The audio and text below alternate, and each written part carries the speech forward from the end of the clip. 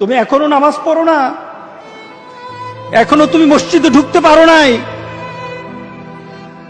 তুমি কি দেখো না মসজিদগুলি বন্ধ হয়ে গেছে? তুমি ইচ্ছা করলে আর মসজিদে ঢুকতে পারবা না, তুমি ইচ্ছা করলে আবার মসজিদে ঢুকতে পারবা না। দেখো না অনেক মসজিদ বন্ধ হয়ে গেছে। মসজিদে তুমি যদি ঢুকতে না পারো, তুমি কি দেখো না আজকে যারা মারা যায় তাদের মৃত্যুর পর তাদের কাছে কেউ যায় না। তাদের মৃত্যুর পর তাদের কোনো সিস্টেম ওয়েতে তাকে দাফন করা হয় না, তাকে উচ্ছিষ্ট একটা জিনিসের মতো মাটির সাথে দাফন করে দেওয়া হয়। এ মানুষগুলি কাছে যায় না, টেনে টেনে দড়ি ধরে টেনে দিয়ে তাকে গর্তের মধ্যে ফেলে দেয়, তার কাছে যায় না। তুমি কি দেখো না? তুমি কি দেখো না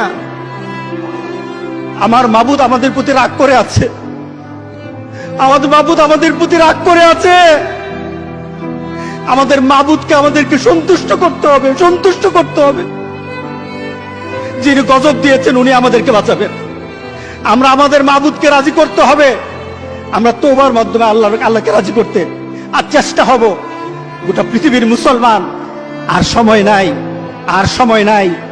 আপনি এখন বাংলাদেশের রাস্তাঘাটে হাঁটেন, এমন পরিবেশ যেন আল্লাহ না করে, জোরে বলে আল্লাহুম্মা আমিন। এমন পরিবেশ যেন আল্লাহ না করে বাংলাদেশের মানুষ ঘর থেকে বের হবে না। যখন ঘর থেকে কেউ বের হবে তার লাশটা বের হবে, কেউ জানাজাও দিবে না। এমন হয়ে যাবে যদি আল্লাহকে সন্তুষ্ট না করতে পারেন, এমন হয়ে যাবে। সুতরাং আমরা আল্লাহর কাছে প্রাণ বলে আজকে কাঁদি। যারা নামাজ পড়ো না, তুমি টের পাও না মসজিদের দরজা তোমার জন্য বন্ধ হয়ে যাবে।